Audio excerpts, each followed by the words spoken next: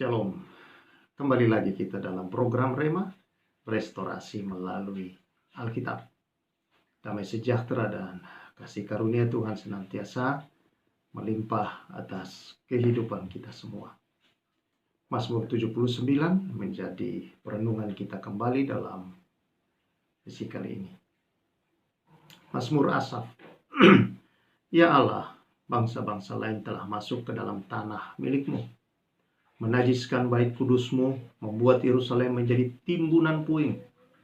Mereka memberikan mayat hamba-hamba-Mu sebagai makanan kepada burung-burung di udara, daging orang-orang yang Kau kasihi kepada binatang-binatang liar di bumi. Mereka menumpahkan darah orang-orang itu seperti air sekeliling Yerusalem dan tidak ada yang menguburkan. Kami menjadi celah bagi tetangga-tetangga kami, menjadi olok-olok dan cemooh bagi orang-orang sekeliling kami. Berapa lama lagi ya Tuhan, Engkau murka terus-menerus dan cemburu-Mu berkobar-kobar seperti api. Tumpahkanlah amarah-Mu ke atas bangsa-bangsa yang tidak mengenal Engkau, ke atas kerajaan-kerajaan yang tidak menyerukan nama-Mu. Sebab mereka telah memakan habis Yakub dan tempat kediamannya mereka hancurkan. Janganlah perhitungkan kepada kami kesalahan nenek moyang kami. Kiranya rahmat-Mu segera menyongsong kami sebab sudah sangat lemah kami.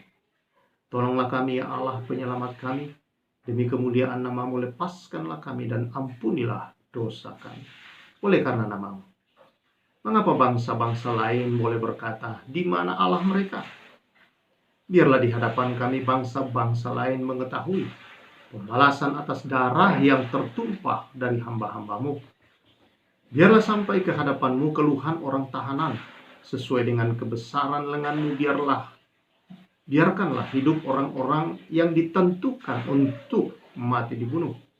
Dan balikkanlah ke atas pangkuan tetangga kami 7 kali lipat celah yang telah didatangkan kepadamu, ya Tuhan. Maka kami ini umat-Mu, dan kawanan domba gembalaan-Mu akan bersyukur kepadamu untuk selama-lamanya dan akan memberitakan puji-pujian untuk-Mu turun-temurun. Saudara-saudara, kekasih Tuhan yang saya muliakan. Dosa selalu mendatangkan kerusakan. Dosa selalu mendatangkan kehancuran dalam hidup ini, saudara-saudara.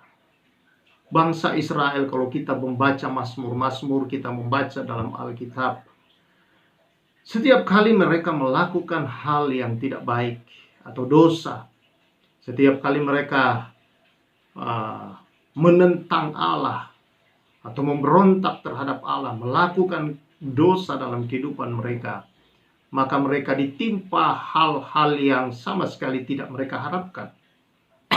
Demikian juga dalam bacaan kita pagi ini, di mana kita melihat pemazmur ini menyampaikan mengapa Yerusalem diruntuhkan, Yerusalem mengalami kehancuran, dan bait Allah bahkan dirubuhkan, saudara-saudara. Dan itu pernah terjadi dalam sejarah bangsa Israel. Dan orang Israel oleh Raja Nebukadnezar, oleh Babilonia ditawan. Ini terjadi karena kesalahan, karena dosa yang sudah menumpuk dari nenek moyang mereka, yang terus berulang-ulang mereka lakukan. Dan akhirnya saudara-saudara mendatangkan hinaan dalam hidup mereka. Mereka dicemooh oleh tetangga-tetangga mereka. Bahkan Allah mereka pun, saudara-saudara, yang telah memimpin mereka keluar dari tanah perbudakan, yaitu dari Mesir, itu pun dicemooh oleh orang-orang lain. Oleh tetangga-tetangga, oleh bangsa-bangsa lain. Oleh karena apa? Oleh karena cara hidup orang Israel, saudara-saudara, yang jatuh bangun di dalam dosa. Nah, saudara yang saya kasihi di dalam Tuhan Yesus Kristus, bahwa yang membuat mereka pulih kembali adalah kalau mereka datang kepada Tuhan. Dan mereka mengingat akan kebenaran-kebenaran Tuhan dalam hidup mereka yang sudah diberikan, maka pemulihan terjadi. Inilah yang menjadi persoalan, saudara-saudara, bagi banyak orang-orang percaya, bahwa sesungguhnya dosa sudah dikalahkan, bahwa sesungguhnya dosa sudah diselesaikan oleh Tuhan Yesus Kristus. Tetapi orang percaya, orang-orang Kristen masih banyak terus hidupnya saudara-saudara jatuh bangun di dalam dosa. Senantiasa saudara-saudara melakukan lagi kesalahan-kesalahan. Dan setiap kali itu terjadi saudara-saudara, maka ada hal-hal yang buruk datang ke dalam hidup. Bahkan saudara-saudara orang-orang lain melihatnya yang di luar daripada Kristus, dan itu membuat mereka melihatnya dan mencemooh akan iman percaya kita, saudara-saudara. Ini yang menyebabkan cemoohan-cemoohan datang kepada iman Kristiani. Karena cara hidup orang percaya, saudara-saudara, yang seringkali tidak ada bedanya dengan orang-orang yang tidak percaya. Padahal firman Allah berkata kita adalah ciptaan yang baru di dalam Kristus Yesus. Oleh darah Kristus semua dosa kita sudah diselesaikan. Dan dosa tidak berkuasa atas hidup orang percaya. Jadi seharusnya orang percaya tidak hidup di dalam dosa lagi dan tidak lagi saudara melakukan dosa. Tetapi dalam faktanya cara hidup orang percaya tidak berbeda dengan orang dunia. Bahkan banyak orang-orang dunia yang jauh lebih baik pola dan cara, tata krama, etika hidupnya daripada orang Kristen. Saya memperhatikan orang Kristen banyak sekali yang tidak memiliki etika hidup, saudara-saudara.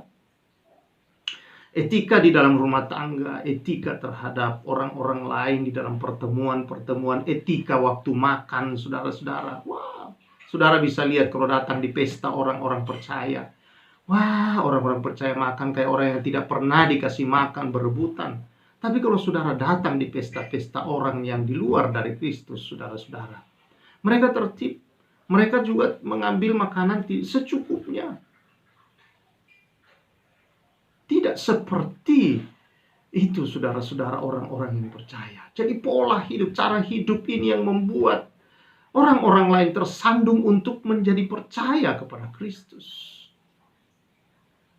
Biar kita hebat menginjil, biar kita hebat saudara-saudara melakukan semua pelayanan rohani, tapi kalau etikanya, cara hidup sehari-harinya tidak menunjukkan itu saudara-saudara, maka itu bisa menjadi cemoohan bagi iman percaya kita.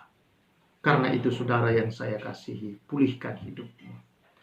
Kembali kepada Kristus secara benar saudara-saudara. Bahwa dosa selalu mendatangkan kerusakan, kehancuran. Bukan karena Allah marah, sehingga saudara-saudara ketika ada dosa yang terjadi, maka Allah seperti datang memukul saudara. Tidak. Dosa Tuhan sudah ampuni. Di mata Allah Anda orang benar. Tapi ketika saudara membuka celah, maka iblis punya jalur untuk melakukan dan melepaskan panah-panah apinya untuk membakar hidupmu. Dengan berbagai persoalan-persoalan yang saudara-saudara tidak harapkan untuk datang. Di dalam rumah tanggamu, di dalam pribadimu, di dalam bisnismu, di dalam pekerjaanmu, usahamu, saudara. Dalam pergaulan-pergaulanmu, kalau engkau anak muda dalam kehidupan pergaulan anak muda. Dia datang, saudara, ketika engkau membuka pintu bagi dia. Karena itu tutup pintu, saudara. Jangan buka celah lagi. Ingat saudara-saudara, bahwa kita sudah dipulihkan, sudah diampuni, sudah diberi kemenangan atas segala dosa. Dan kita bukan lagi manusia berdosa. Kita orang benar yang telah dikuduskan oleh darah Kristus dan dibenarkan oleh kebenaran Kristus. Dan kita diberi kuasa sebagai pemenang dalam hidup ini. Karena itu saudara, berjalanlah tegak sebagai pemenang, bukan berjalan tunduk sebagai orang berdosa, tetapi sebagai orang yang sudah dimenangkan, sebagai orang benar, dan tunjukkan sikap orang benar dengan cara yang benar, dalam berkata yang benar, bertindak yang benar, saudara-saudara, bekerja dengan benar, berkarya dengan benar, artinya sesuai dengan kebenaran firman Allah. Maka saya percaya berkat Tuhan, kelimpahan Tuhan senantiasa menyertai saudara-saudara. Karena itu saudara, bereskan semua di hadapan Tuhan, supaya iblis tidak punya pintu untuk menyerang dan menembakkan panah-panah apinya ke dalam hidup saudara dan membakar engkau sehingga engkau merasa seperti terbakar hidupmu. Bukan Tuhan tidak melindungi kita, Tapi seringkali kita lah yang telah membuka pintu dan mempersilahkan si jahat melepaskan panah apinya bagi kita. Karena itu saudara, tutup pintu itu semua dengan berserah kepada Tuhan. Dengan kembali kepada kebenaran-kebenaran Tuhan. Dengan senantiasa saudara hidup sebagai orang benar dan orang yang telah dikuduskan oleh darah Kristus. Tuhan memberkati kita semua. Tuhan menyertai saudara. Tuhan tidak pernah meninggalkan saudara. Tuhan sudah mengampuni. Dan jangan biarkan iblis lagi mengacaukan hidup saudara. Tuhan memberkati. Biarlah anugerah, kemurahan dari Tuhan, kebesaran Tuhan, berkat-berkat Tuhan menyertai engkau. Dan biarlah pintu-pintu bagi iblis tertutup. Karena engkau kembali mengalami kehadiran Tuhan dalam kehidupanmu. Di dalam nama Tuhan Yesus. Amin. Tuhan memberkati dan saya ucapkan salam restorasi.